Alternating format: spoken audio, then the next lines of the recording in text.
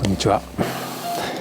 さあ今日ねこのノルベージェ製法のね靴を完成させます。いや楽しみですね。これ磨いてこの片押しの革の質感がどうなるのかめっちゃ楽しみです。じゃあまずこのビニール紐を取っていきます。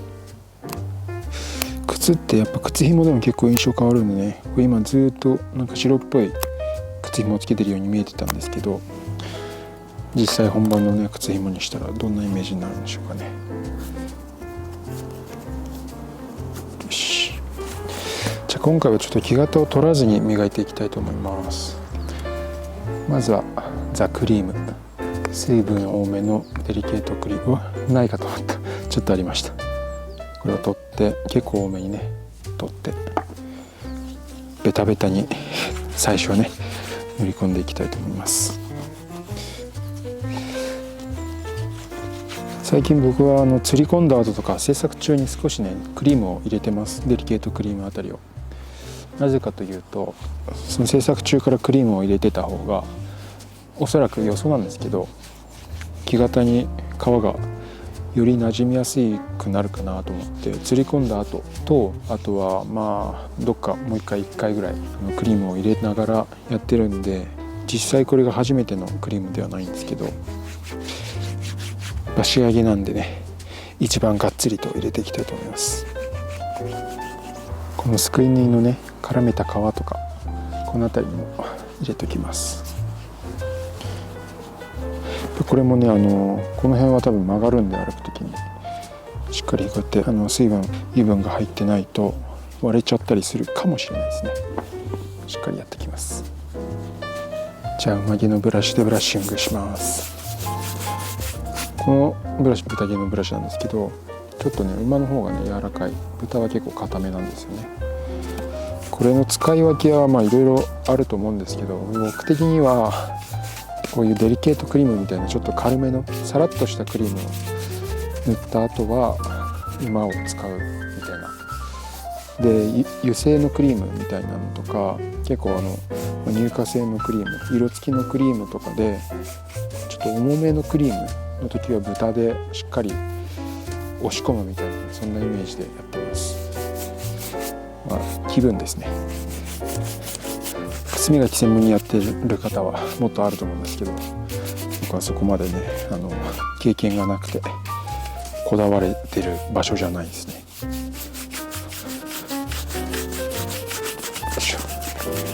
やっぱこのねクリームを入れた後このなんていうかね気持ち皮がこうしっとりして潤ってる感じがいいですね。次はこのサフィールのクリーム、この中身が結構固形になっちゃってるんですけど、これを少し取って色はチェスナットっていう色ですね。そして色付きのクリームで少し磨きます。結局ね糸は白く残すことにしたんですけど、こういうところとかこういうところとかね、この少し色付きのクリームでなんていうかなんだこなれた感じっていうかアンティーク風な感じが雰囲気が出ると思うんで、この色付きのクリームで磨いていきます。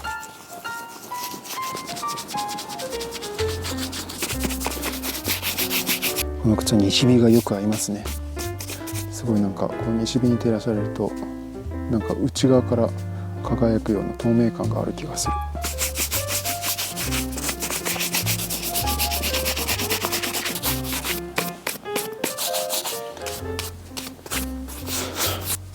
結構光沢出てきました。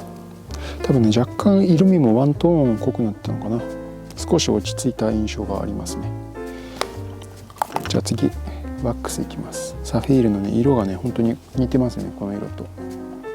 これねフォーンって色でライトブラウン系の黄色っぽいですけど、このワックスを使ってつま先に塗り込んでいきます。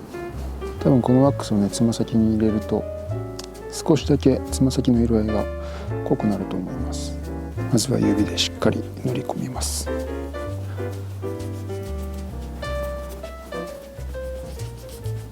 片押し結構この辺ではっきり入ってるんですけど、こういうつま先の方ってかなりね皮を引っ張って叩くので片押しのボコボコがね伸ばされてかなり均一な感じになってますよね。それね、かかとも一緒です。まあつま先に比べると脂肪残ってますけど、やっぱりこの辺が一番脂肪があるのかな。この脂肪の感じでグラデーションができるのがいいですよね。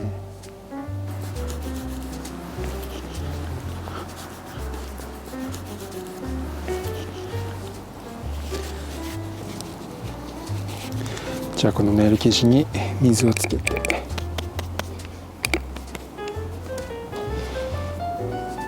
つま先を磨いていきます。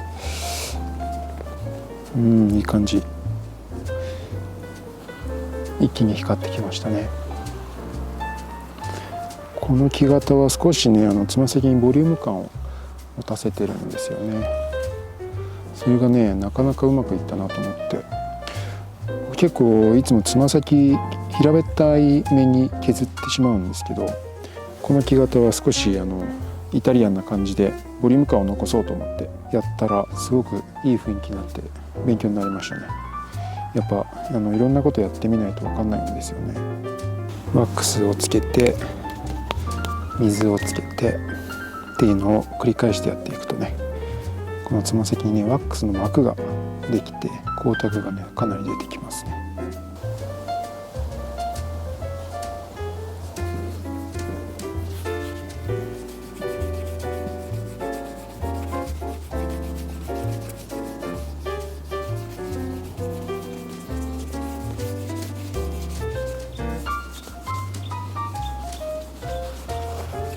よし、だいたいいい感じかな。よいしょ、空拭きして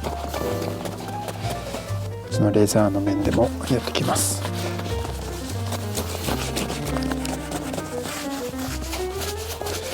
っぱりあれですね、つま先の部分が少しワントーン濃くなりましたね。でね、しっかり小刃のあたりも磨いておきました。綺麗に光沢が出ましたね。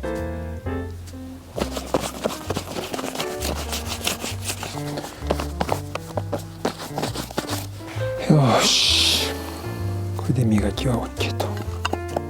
じゃあ次にラストを抜きますか。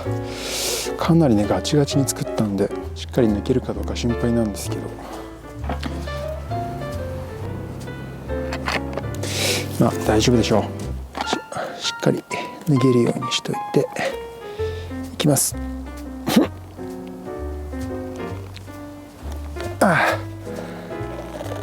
よいしょ、抜けました。割と簡単に抜けましたね。中はこんな感じで、中底をねいろいろやってるんで、こんな感じで少しボコッとしたりしてますね。これがね中敷きです。これを入れるんですけど、まだ何も書いてないのでね、またいつものようにサインをしたいと思います。なんで書こうかな。いつものように僕の名前でいいか。一発書きでいきます。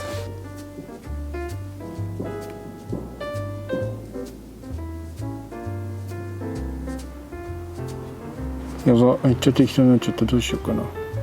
線書いてウィスポークって書いておこう。ウィスポ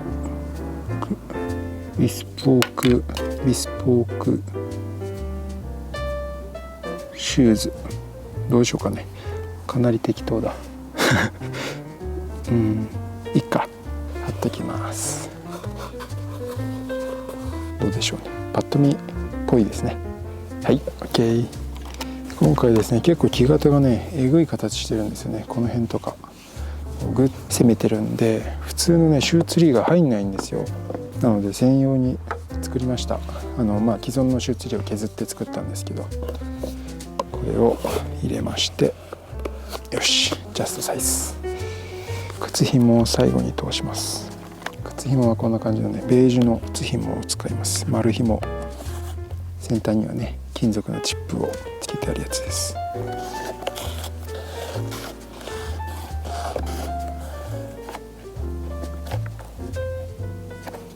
よし、できた。はい、というわけでね完成しました。すごく達成感がありますね。じゃあ改めてこだわりポイントを話してみます。アッパーにはねフランスのアノネイ社のアルカザールというね片押しの革を使いました。でやっぱり特徴的なのがこの底付けの感じですよね。ノルベジェ製法で作ったんですけど、ノルベジェ製法ってここにねすくい縫いが見えてくるんですよね、アッパーの横に。でそのすくい縫いにこうやってね皮を絡めていって、すごくね個性的なイメージになりましたね。ノルベジ製法は縫いを3回かけるんで、すくい縫いと出し縫い、1回目出し縫い2回目と、ここ結構ね主張の激しい縫い目がね見えてきましたね。でクラシックなイタリアの靴みたいな、そういうイメージで作ってみました。外羽の U チップダービーっていう感じですね。この U の飾りはこれスキンステッチでやったんですけど、飾りステッチですね。でこのね感度面、これハーフムーンステッチってやつをねやってみました。かかとはシームレスヒールでつなぎ目がなく作ってます。でソールはナチュラル仕上げですね。イタリアの靴って結構ねナチュラル仕上げの靴が多いので、そういうイメージでねやってみました。で木型は結構内振り目かもしれないですね。親指側につま先が振ってるというタイプで、つま先は結構ボリューム感があってクラシックなイメージがあるかな。どうでしょうか、なかなか気に入ってます。あとは履き心地ですよね。でこれを履いてもらうのはカリアッパーマンですねカリアッパーマン来てるんでちょっと呼びたいと思います。カリアッパーマン、うわすごいに来た。うわ滑ってる。こんにちは。こんにちは。というわけでカリアッパーマンに来てもらいました。なんか進化してるんですよね。すごいことになってます。これは仮靴かな。これ今回この靴作る時仮アッパーを全部仮靴にしちゃって、仮アッパーがないんですよね。新しくちょっと羽みたいなの入ってますねそんなこといいや、できましたんで、はい、もう早く履きたいですね。じゃあ履きましょうか。行きましょう。フィッティング怖いな。よし。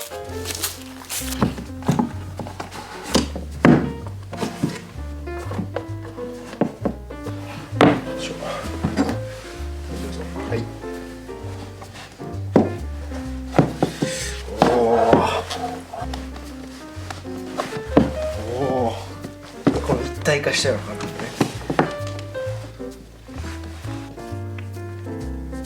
よいしょ。